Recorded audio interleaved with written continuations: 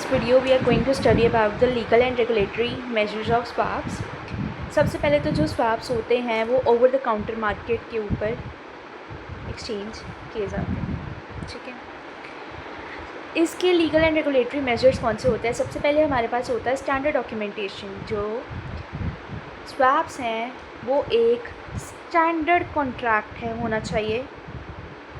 दूसरी चीज़, इसके जो रूल्स एंड रेगुलेशंस है प्रॉपरली क्लियर होने चाहिए between parties, alright.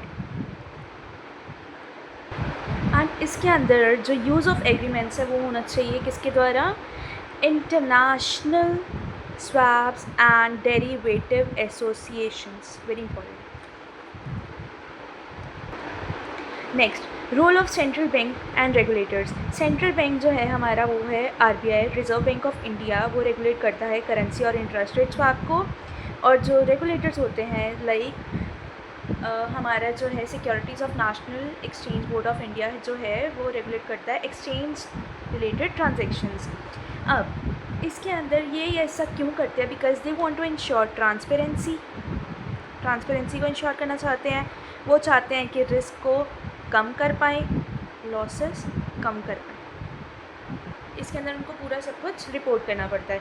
Clearing and settlement rules, जो स्वैप्स हैं उनके क्लियरिंग एंड सेटलमेंट रूल्स बहुत ज़्यादा क्लियर होने चाहिए। इसके अंदर कभी कभी जो स्वैप्स की जो ट्रांजेक्शन है वो कैसे होती हैं, क्लियरिंग और सेटलमेंट रूल्स के थ्रू दोनों पार्टी आपस में खुद डील नहीं करती। जो क्लियरिंग एंड सेटलमेंट बॉडी होती है वही सब कुछ देखती है। इससे क्या होता है?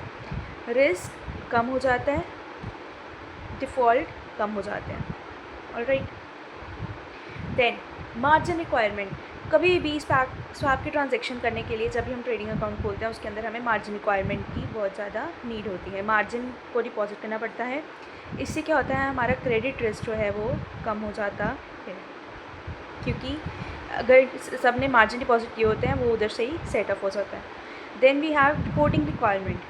रिपोर्टिंग, हमें हर एक चीज़ को रिपोर्ट करना है। लाइक हमने आरबीआई गाइडलाइंस में पढ़ा, everything should be reported to RBI, it is very necessary. Then netting and close out rules.